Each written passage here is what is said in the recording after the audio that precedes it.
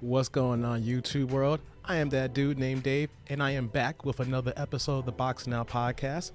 Before we get started here, let's just do the house cleaning here. As you guys click on like, subscribe, and click on that bell notification below. Why? I need the YouTube algorithm, and I'm a struggle streamer. I'll admit it. So let me give you guys a few seconds to do that. All right, good. That's a few seconds. So let's get into the video, guys. So what are we talking about today? Ryan Garcia again. Now, I know I've been talking about him a lot recently, but he's been making a lot of headlines, and so since he's making headlines, we gotta talk about it a little bit, right? So let's deep dive into the 23-year-old Ryan Garcia, who is 21-0, 18 KOs, who has a fight coming up on April 9th in San Antonio against Emmanuel Tagu. Now, this is his comeback fight. He's been out of the ring almost 15 months. His last fight was against Luke Campbell, January of last year in 2021. Luke Campbell dropped him for the first time in his career, but he came back to knock him out in the 7th round. But since then, Ryan Garcia has not capitalized on that type of win that he had there, because that was the biggest win of his career. So what happened the rest of 2021? Well, we know he had a fight scheduled earlier with Javier Fortuna, but that dropped out because he had mental health issues. Then he had another fight scheduled for the end of the year, but he had a hand injury which required surgery. So now he is back trying to come back here in April. But looked like he landed some good luck, because I mentioned in another video that his opponent, Emmanuel Tagu, he is promoted by Lou DiBella. And Lou DiBella also promotes George Kambosos Jr., who is now the undisputed lightweight champion. Say what you want about the WBC, like I keep saying here, but he has all the belts. And it looks like that Devin Haney is out in the cold right now. So if Ryan Garcia looks good in this comeback fight, he could be fighting for the undisputed lightweight title of the world between him and Lomachenko. But what are we talking about today here? Well, it looks like the relationship between him and Eddy Reynoso / Canelo Alvarez is over. On Friday, he announced that he was splitting with Eddy Reynoso as his head manager and trainer, and that he was going to be training with Joe Goossen in San Diego. Now, Joe Goossen didn't give many details. He basically said that someone from Ryan's team had reached out to him saying, would he train him? They're both in the same area, schedules aligned. They said, hey, I'm in.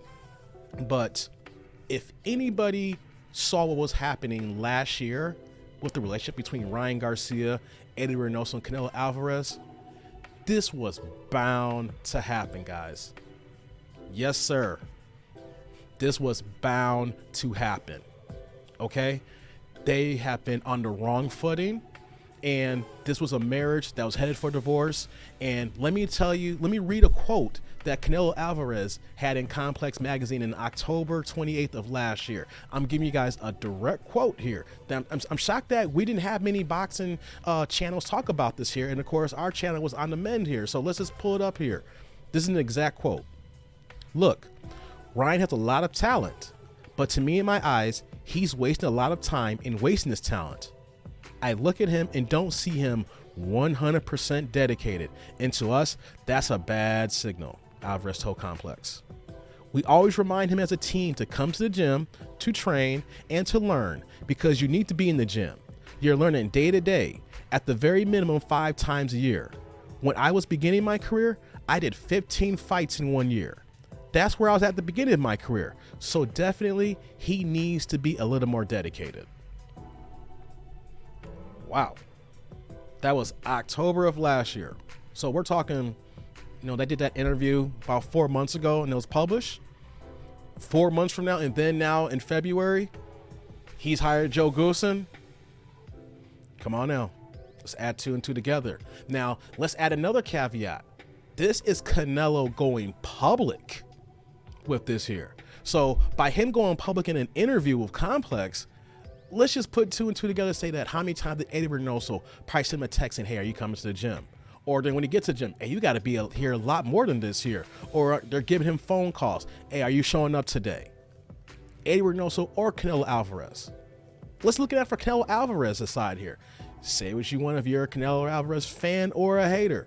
I don't take it against you guys, right? But isn't he not a 4-division champion? Is he not the current undisputed super middleweight champion right now? Is he not the cash cow in boxing? when it comes to people making the most money, it's him, Tyson Fury, and Anthony Joshua. You know, he is one of the faces of boxing on top of that. And also, too, however you have your rankings with Terrence Crawford or Canelo, top 2 or top 3 pound for pound. So you're in the same camp being trained by Eddy Reynoso under the pound for pound champ or top, you know, whether if you really look at him that way or not. At least you can recognize that he is the cash cow in boxing. And this man says, I don't think you train hard enough. I don't think you're doing enough. You ain't fighting enough. You ain't putting in that work. You ain't that dog. Hey guys, it's one thing to be behind the scenes and you get into it because these are fighters. Testosterone builds up, you know, if there's politics that get involved in boxing, like I talked about Terrence Crawford and not fighting Errol Spence, there's two sides involved, but you know, you have politics that sometimes the fighter's not involved. So sometimes these guys get pumped up, but one thing that's for sure, stuff will stay behind closed doors if it needs to stay behind closed doors. Canelo took that shot across the bow. The base said, hey, get right or get out. And what did Ryan Garcia do? I'm getting out. I don't need this. And think about it. If you're Ryan Garcia, this is not an excuse for Ryan Garcia. I'm looking at it from a 23-year-old lens, which is not right. But you have, 9 million Instagram followers? You have 1 million YouTube followers. You make a lot of money outside of boxing when you don't have to get hit. So you have that kind of resources, riches. You're young, you're handsome, the ladies love you. So at this point right now, you can't really tell Ryan Garcia behind closed doors really what to do on a lot of things. I mean, last year before the Luke Campbell fight, that fight was being held up, or who he could have fought up to that point, because he won the new deal with Oscar De La Hoya and Golden Boy Promotions because he felt that he was drawing in more revenue. And what happened? Golden Boy caved in, but he was not going to do what he was going to do until he got paid. So am I saying this to be a Ryan Garcia fan? No. I'm saying that I agree with Canelo. Even if you think Canelo's a cheater and you know he's not fighting the guys he's supposed to be fighting, one thing we can't agree on, he's active. He fights this past year 4 times. He has over 60 fights. He has put in the work. Now, do we want to see him fight some current guys right now? We want to see a Charlo fight if that can be done? Yes. Do we want to see a Benavidez fight hopefully in another year? Yes. We can criticize him on 2 fighters. But Ryan Garcia, can we get you and see you in the ring? Hey, that's what Canelo is saying right now. And so he's going to move on with Goossen, though. Here's the thing, though. Goossen is a good trainer. So the results of this move, you're not going to see it differently right now. With Ryan Garcia and Oscar De La Hoya, what they're going to want to see is that, A, his conditioning is going to be out for 14 or 15 months in the ring. So how's his conditioning looking? How he looks when he takes a shot, right? Also, he just had hand surgery. So how is that hand going to look when he's putting all his power behind his punches and he's following through?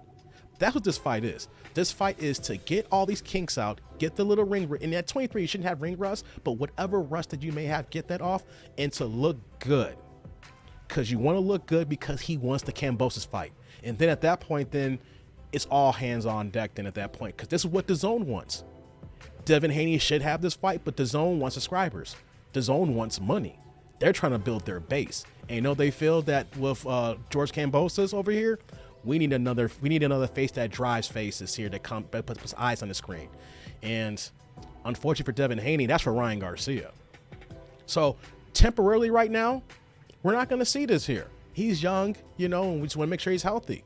The idea is what's going to happen later on in the year for him. So it is what it is. Managers and trainers split all the time. But the timing of when Canelo make those quotes and then in an interview and then your next fight, I'm out of here. So what do you guys think, people? Like, subscribe, comment. Is Canelo right? Is Ryan Garcia a crybaby? Or, you know, he's just using his every right in his business to do what he needs to do for his career. So I'm that dude named Dave. This is the Boxing Now podcast, and we're out of here till next time.